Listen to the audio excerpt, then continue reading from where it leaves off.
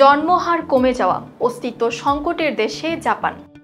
এই যে আপনি শুনছেন, এটা কোনো বৈজ্ঞানিক কল্পকাহিনী নয়, এ এক বাস্তবতা যেখানে একটা জাতির অস্তিত্ব আজ প্রশ্নের মুখে। বিশ্বের অন্যতম অর্থনৈতিক শক্তি জাপান আজ লড়ছে এক নীরব সংকটের বিরুদ্ধে।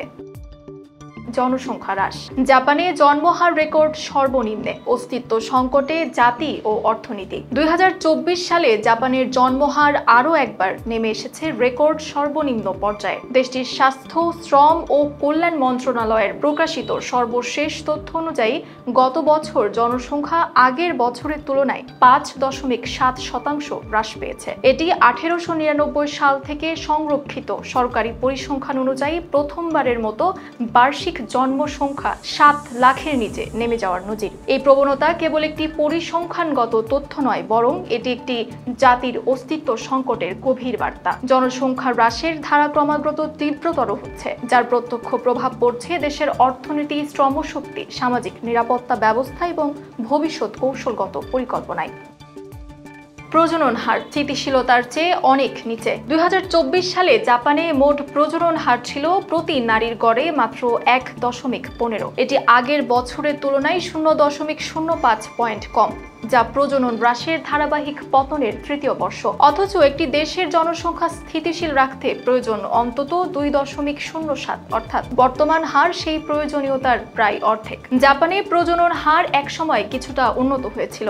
2005 থেকে 2015 সাল পর্যন্ত মধ্যে তা 1.26 থেকে বেড়ে 1.45 পর্যন্ত পৌঁছায়, কিন্তু 2016 সাল থেকে ফের নিম্নগামী ধারায় ফিরে যায় এবং এই পতন যেন আর থামছে না। বিয়ের সংখ্যা কিছুটা বেড়েছে, কিন্তু যথেষ্ট নয়। 2024 সালে জাপানে বিয়ের সংখ্যা কিছুটা বাড়লেও সেটি খুবই সামান্য, মাত্র 2.2% বৃদ্ধি। কোভিড-19 পরবর্তী সময়ের বিবেচনায় এটি একটি ইতিবাচক পরিবর্তন হলেও পরিসংখ্যানে দেখা যায় এখনো বার্ষিক বিয়ের সংখ্যা 5 লাখের নিচে রয়ে গেছে। এটি দ্বিতীয় বিশ্বযুদ্ধ পরবর্তী সময়ে দ্বিতীয় সর্বনিম্ন বিয়ের সংখ্যা। জাপানের সামাজিক ও সাংস্কৃতিকভাবে বিবাহ বহির্ভূত সন্তান জন্ম খুবই বিরল ঘটনা। 2023 সালে এ হার ছিল মাত্র 2.5%, অর্থাৎ বিবাহ ছাড়া সন্তান নেওয়ার প্রবণতা এতটাই সীমিত যে বিয়ের সংখ্যা হ্রাসের সরাসরি ও নেতিবাচক প্রভাব পড়েছে জন্মহারে।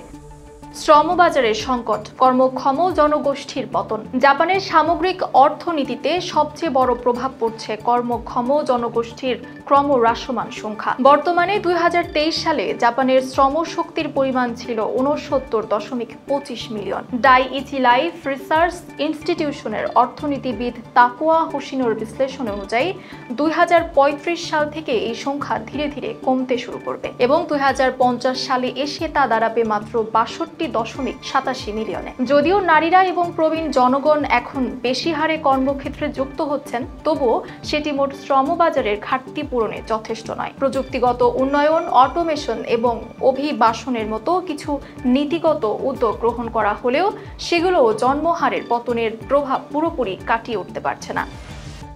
ভোক্তা চাহিদা ও বিনিয়োগে পড়ছে নেতিবাচক প্রভাব। জনসংখ্যা হ্রাসের আরেকটি বড় প্রভাব পড়ছে অভ্যন্তরীণ ভোক্তা চাহিদার উপর। জনসংখ্যা কমে গেলে পণ্য ও সেবার চাহিদা স্বাভাবিকভাবেই হ্রাস পায়। এর ফলে দেশীয় ও আন্তর্জাতিক কোম্পানিগুলো জাপানে বিনিয়োগে আগ্রহ হারাতে পারে অথবা তাদের পরিকল্পনা সীমিত করতে বাধ্য হতে পারে। এমন পরিস্থিতি জাপানের অভ্যন্তরীণ বাজারকে দুর্বল করে তুলছে এবং সামগ্রিক অর্থনৈতিক প্রবৃদ্ধিকে হুমকির মুখে ফেলছে। কর্মসংস্থানের সুযোগ কমে যাওয়ায় তরুণ প্রজন্মের মধ্যে ভবিষ্যৎ নিয়ে অনিশ্চয়তা বাড়ছে, যার ফলে বিবাহ ও সন্তান নেওয়ার বিষয়ে তারা আরও বেশি দ্বিধান্বিত হয়ে পড়ছে। একটি দুষ্ট চক্রের জন্ম দিচ্ছে এই সংকট।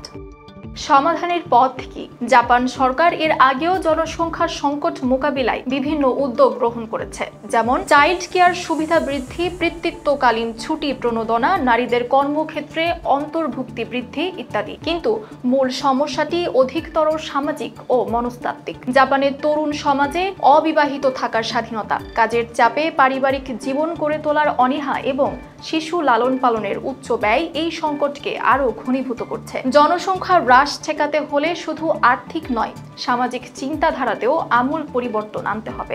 জাপানের জনসংখ্যা সংকট এখন আর ভবিষ্যতের সম্ভাব্য সমস্যা নয়, এটি বর্তমানের বাস্তবতা। একবিংশ শতাব্দীতে এসে বিশ্বের অন্যতম উন্নত ও প্রযুক্তি নির্ভর সমাজটি আজ তারই অস্তিত্ব সংকটে দাঁড়িয়ে।